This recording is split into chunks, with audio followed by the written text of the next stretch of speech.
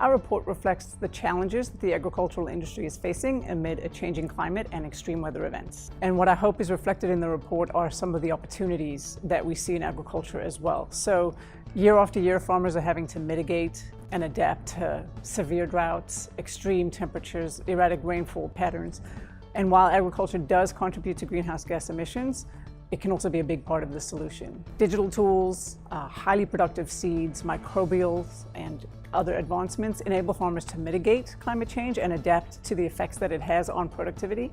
And then if you couple that with pesticides and crop protection tools, that's helping farmers to shift from plowing their fields or tilling their fields to control weeds and enabling them to go to no-till systems that leaves the soil largely intact, keeps the carbon in the soil instead of releasing it into the air. So when you take all of these advancements, all of these products, and all of these practices, and you combine them together, agriculture can be a positive force for the environment, and I hope that that's reflected in the report.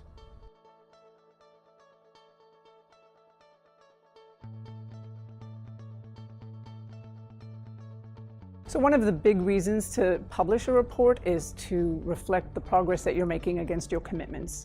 Many of our commitments are based on the innovations within our product pipeline.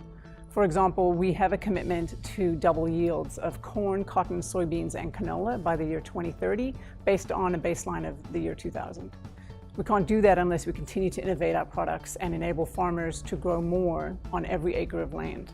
We've also made a commitment to help farmers use fewer resources, such as water and land, and our product pipeline will play a very big role in enabling us to meet our commitment of becoming carbon neutral by 2021.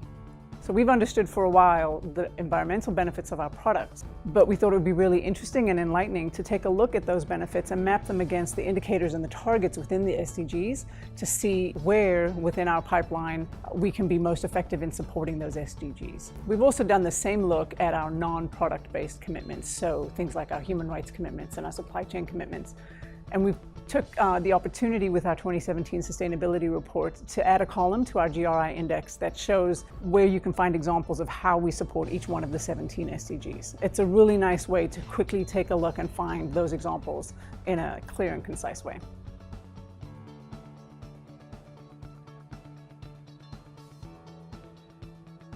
Our Sustainability Coffee Talks are a monthly one-hour seminar that focus on a different sustainability topic each month. We started in December of 2016, highlighting the United Nations Sustainable Development Goals, what they are, why they matter, and why it's important for companies like Monsanto to support those goals. Since then, we've covered everything from biodiversity to irrigation water use efficiency to carbon markets and partnerships. It's a great way for employees to learn more about the full spectrum of the sustainability initiatives that we're working on as a company. It helps employees to really connect with the vision of our company, and it also helps them to connect with the communities where we live and work. Other ways that we disseminate sustainability information are through email newsletters that go out either globally to the whole company or locally within specific regions. And we also have an intranet homepage where we share sustainability stories. Some of these stories are written by our communications professionals, while others, probably the majority of them, are written by the employees themselves who are doing the work on the ground.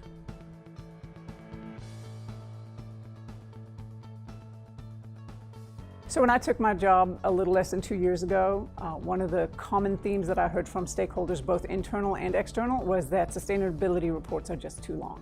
In fact, I jotted down a quote that I heard at the 2016 Skytop Strategies Future of Corporate Reporting, and the quote was by Lee Balin of Bloomberg. And he said something to the effect of, if 140 characters can change the market, there is no place for a 140-page sustainability report.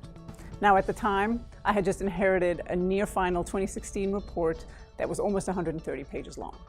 It was full of really great stories and meaningful metrics, but it was a beast. It was too close to publication really to do anything to shorten that report, but I decided that I definitely wanted to do things differently in 2017. And so that's what we did. We took a different approach. We went with more infographics, shorter stories rather than essays, and we used tables to help show progress against our commitments year over year. Now, you risk losing some of the heart of the story when you go this way, and so we've supplemented some of that information with online content. So those who want to go in and take a deep dive and look deeper can go online and they can find those stories. But those who prefer to absorb their information 140 characters at a time can do so as well.